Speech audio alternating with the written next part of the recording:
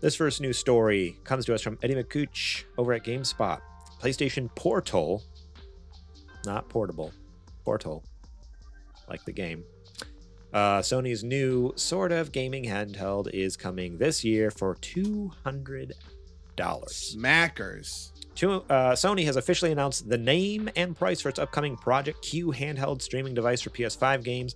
The system is called PlayStation Portal and will cost $200. It is set for release sometime later this year. I was telling Adrian before the show, but I'll share it with you listeners. When this news first came out, I woke up in the morning. My alarm goes off at 7:15 in the morning. I roll over, I turn it off, I grab my phone, and usually the first thing I do is check emails or Instagram. Popped open Instagram. The first thing at the top of the page is an IGN post with this, talking about this. And it says, Sony announces new PlayStation Portal device, blah, blah, blah, $200.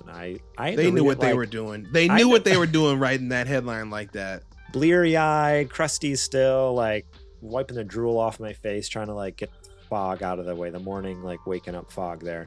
And I had to read it like 5 times until I realized it was PlayStation Portal and not PlayStation Portable. And yeah, you're 100% right. They knew what they were doing. They're like, it's going to be just close enough to trip people up, and so we can call it PSP when it's not. That's the thing. So far in the marketing, they haven't called it PSP. Because they're not stupid. You don't know. I mean, in that regard, you don't know, dude. That's the thing. The moment the moment they throw out PSP, though, I'm gonna be like, nope. They better not. Shut it down. Stop right now, Sony. I know what this is a PSP. All right. Yes. For the audio listeners, I'm holding a PSP unit in my a PlayStation Portable, not a Portal. Portable. Okay, says PSP on the back. All right. That is what we're talking about now is either we can designate a code name to it now. What do you want to do? PS space P dash P dot P underscore P. I don't know. It's not even a console though. That's the thing. That's the wild thing here. It's just a glorified.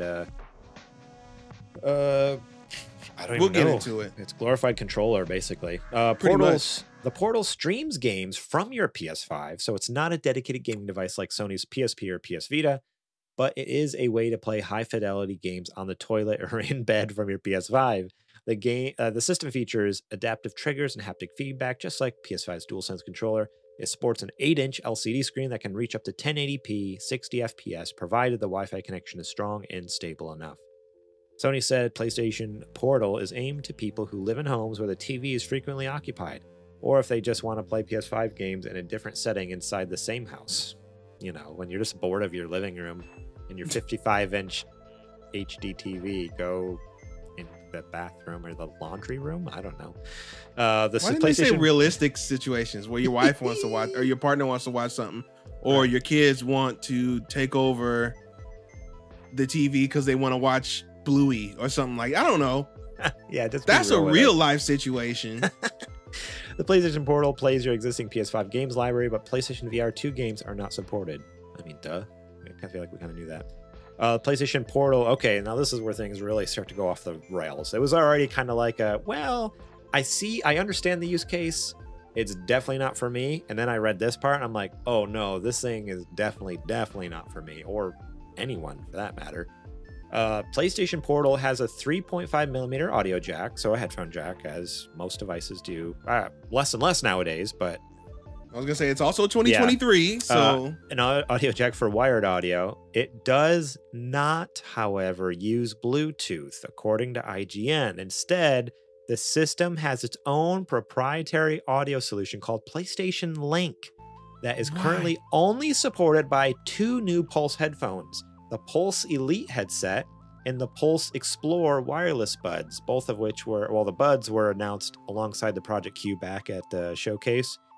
So not even the original Pulse, the PlayStation Pulse headset that they sold with the PS5 when the PS5 launched. The $100 one, the same $100 one that you remember Mark Cerny skipping out on stage talking about, this is the most technological audio tempest device that we've ever made. We had to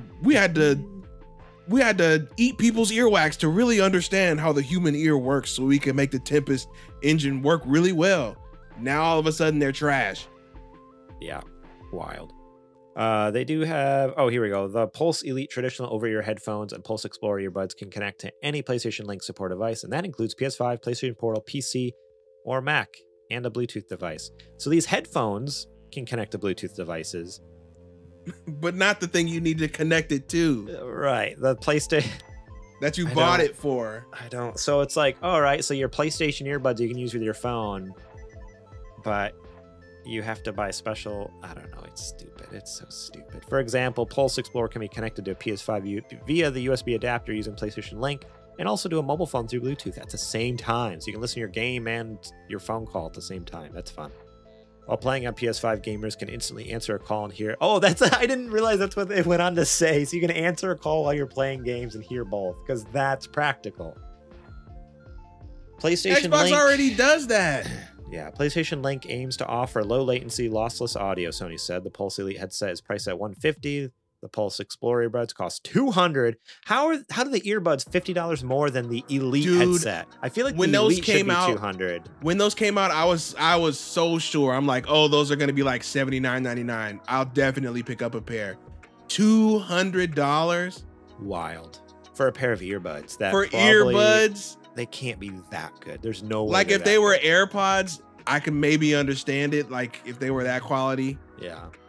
This is just for 2 items at the most. Okay, bro. Yeah.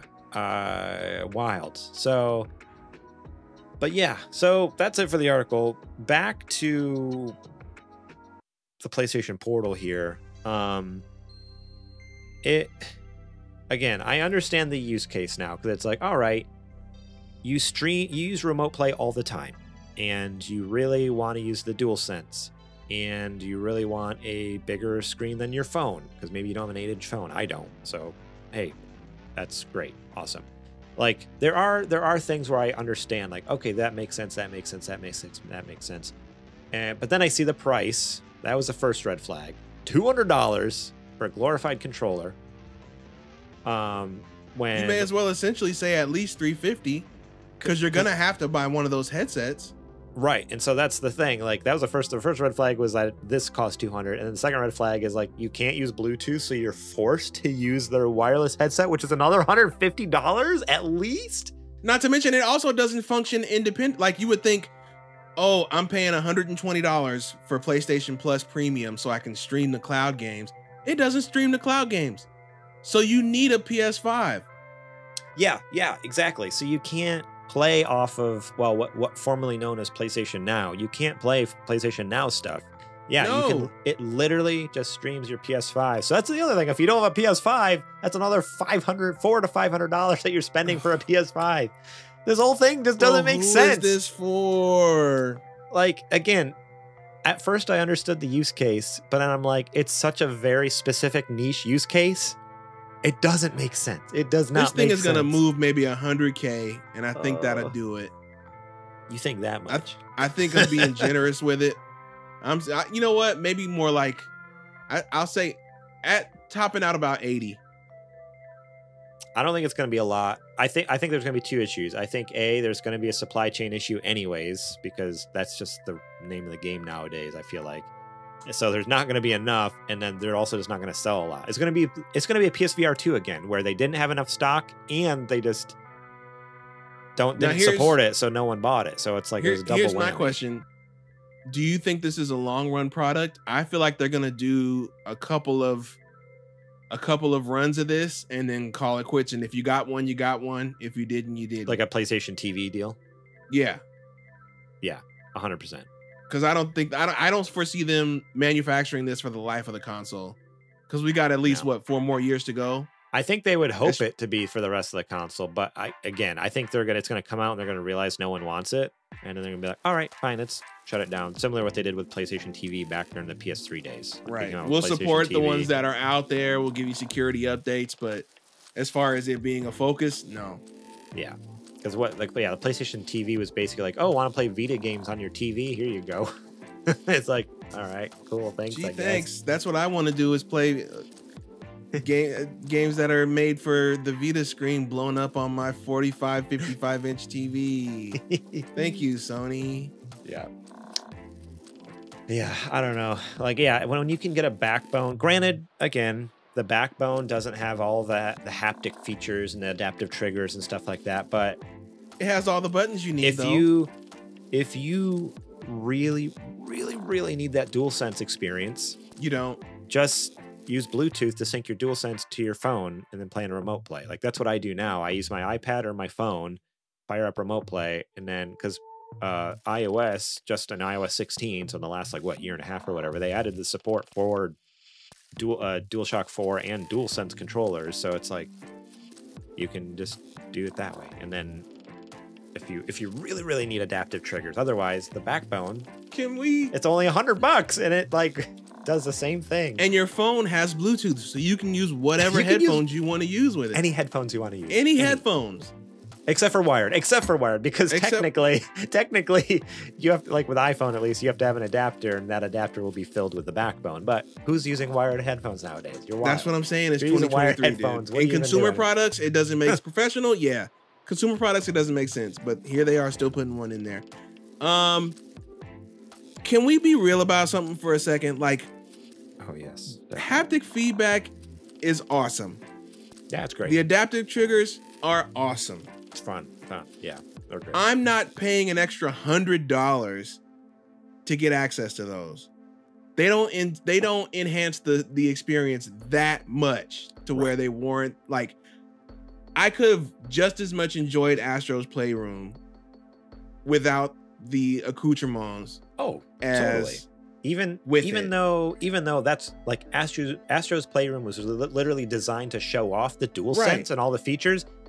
I agree with you. Even if you took out the features, it's still an amazing platformer with or without those features. Like, yeah, those features are great, but they're not make or break the console. That's for sure. Yeah. So I don't that's the thing that, you know, we saw some pundits and journalists talked about. Well, I really need the DualSense, the feel of the DualSense and all the features. I don't agree. I don't see it being that necessary to the experience to have. Most games don't utilize it really well. Yeah, I feel like there's a few games where I'm like, oh, this is cool. Like playing Call of Duty, like the campaign, the story mode, and when you pull the trigger, and it's like, like you feel the feedback in the trigger. I'm like, that's cool, but it's also something that, like, after like 2 or 3 hours, you're like, all right, my finger's tired. Like, turn that off. Like, that's just like wearing my finger out. The best recent example of that is I was playing Horizon a little while ago. Same deal, dude. When you pull that bow back, it's the resistance on it. I'm like, hey, turn this off. I'm trying to fire my bows. I get you want me to be immersed. I'm immersed, okay? You've immersed me in the world. I don't need to actually be firing the bow. My finger, I cannot play the game anymore. I have to take a break because my finger is so tired. All right, I get it. I get what you want me to do. I can commit to the bit without that. It was cool the first 10 times. Now my finger is tired. You know, so that argument for it, for needing the portal, I don't think really stands up.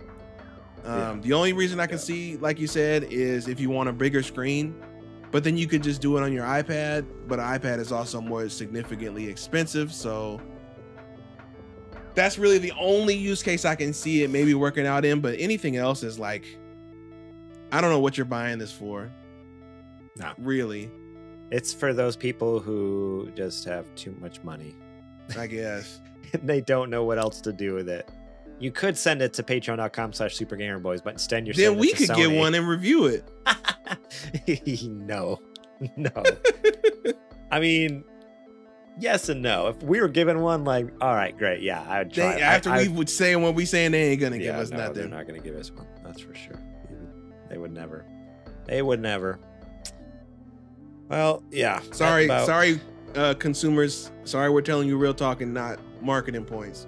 Yeah. I wouldn't feel right telling you, oh, Project Q is the next best thing in gaming. It's only $600 at the minimum without headphones. Without headphones.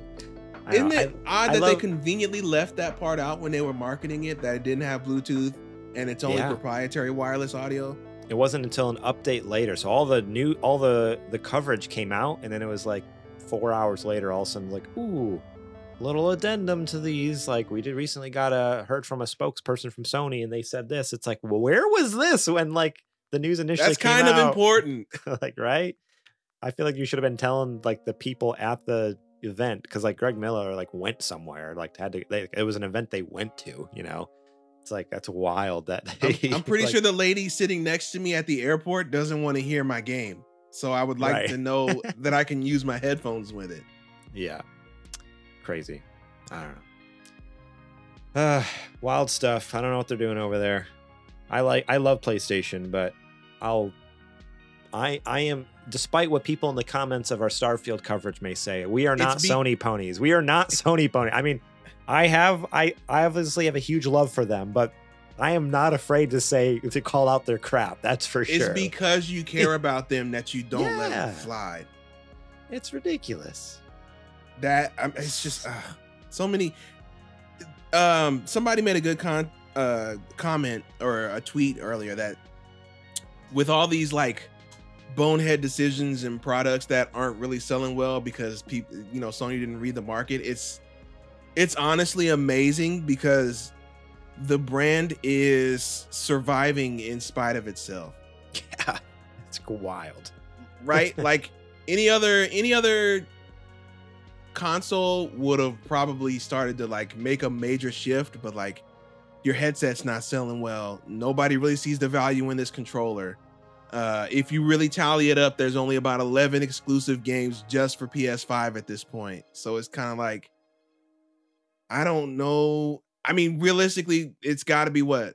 Call of Duty that's really moving these units? Yes, I don't know. And the promise of Spider-Man coming up? Yeah.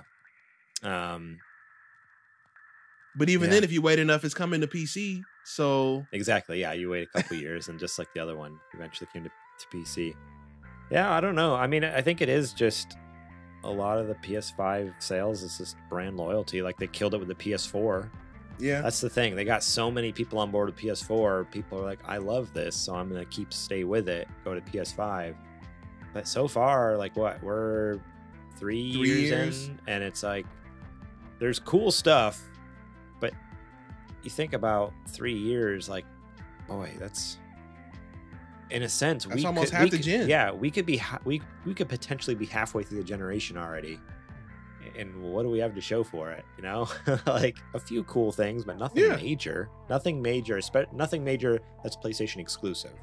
Like a lot, like even some of those cool things that have come out, like PlayStation doesn't have cool exclusives, but boy, it's like really when they do that big sizzle reel, when you go back and you do PS3 and then they show all the marquee titles for it, PS4 and then they show all the marquee titles for it.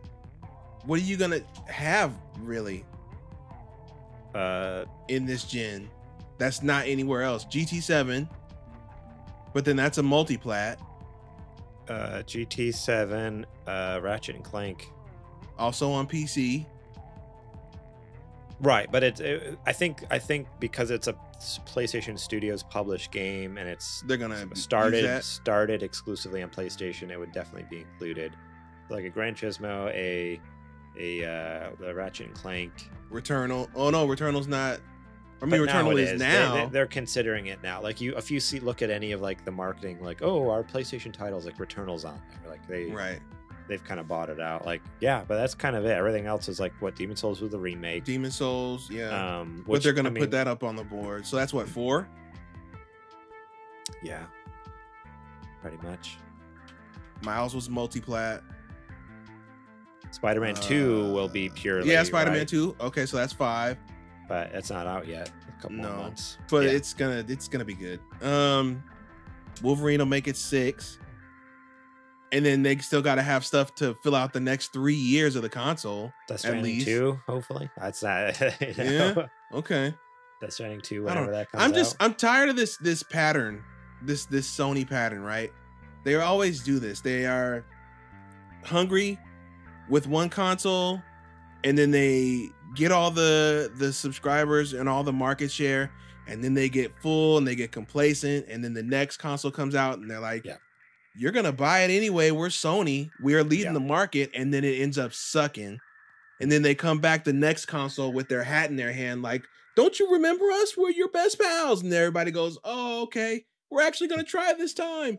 And then everybody goes back to them, and they're on top of the world again. And now here we are, PS5. It feels like we're in that PS3 hubris era again. Yeah, it's just like we're on top get a second of the job. world. It's like, all right, Sony, chill out. I don't know, man. I'm just why is it so hard to consistently stay hungry? Like, you should always be pushing to make that console or make that ecosystem better all the time. It doesn't matter if you're on top. That's how you stay on top. Exactly. I don't know.